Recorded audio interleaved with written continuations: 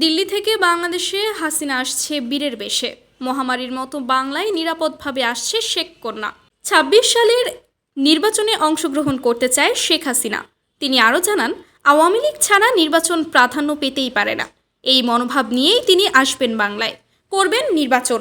নিজ মুখেই চাইলেন তত্ত্বাবধায়ক সরকার। আশা আকাঙ্ক্ষা নিয়েই দলকে শক্তিশালী করার জন্য তিনি আহ্বান করছেন।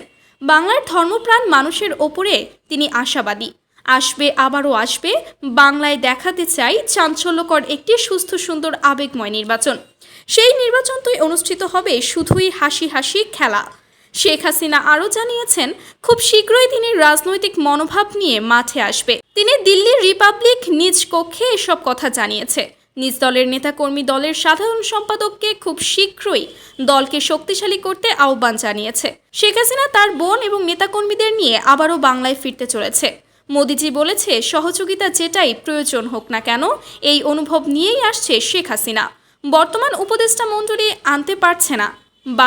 বাংলায় কৃষক, শ্রমিক, ব্যবসায়ী, গাড়ি চালক সবাই যেন অনীহা ভোগ করছে। সেটাই দেখছে বাংলার মানুষ। বাংলার মানুষ অভিশপ্ত দিন কাটাচ্ছেন। বাংলাদেশের জনগণ আজ অভিশপ্ত। এই আত্মবিশ্বাস নিয়ে মাঠে নামতে চায় ছাত্রলীগ, যুবলীগ, স্বেচ্ছাসেবক লীগ, মহিলা লীগ নেতাকর্মী। তারা আশাবাদী। বর্তমানে সামনে যে ছাত্র নির্বাচন চলছে, নির্বাচনে অংশগ্রহণ করতে চায় ছাত্রলীগ। তারা দেখতে চলেছে ছাত্র জনতার অনুভব আবাসন একটি প্রতিষ্ঠান বিশ্ব মিডিয়া বলছে, সামনে ডাকসু নির্বাচনে জয়ী হবে শুধুই ছাত্রলীগ। আসবে ডাকসু ভিপি, পাওয়া যাবে বাংলায় আওয়ামী লীগ। কি মনোরম সৃষ্টি আনতে পারে বিশ্ববিদ্যালয়ে, তাই নিয়েই প্রস্তুত হচ্ছে ছাত্রলীগ। ভারতের প্রধানমন্ত্রী নরেন্দ্র মোদী নিজেই আওয়ামী লীগকে নিয়ে জাতিসংঘে কথা বলেছে। তিনি নিজেই বাংলায় ফিরিয়ে দিতে চায়। ৩২ নম্বর বাড়ি নিয়েও তিনি বাংলায় ডক্টর ইউনূসের সাথে কথা বলতে চায়। বাংলায় মোদিজি আরও বলেন, বাংলা কারোর বাবার নয়, বাংলার জনগণের।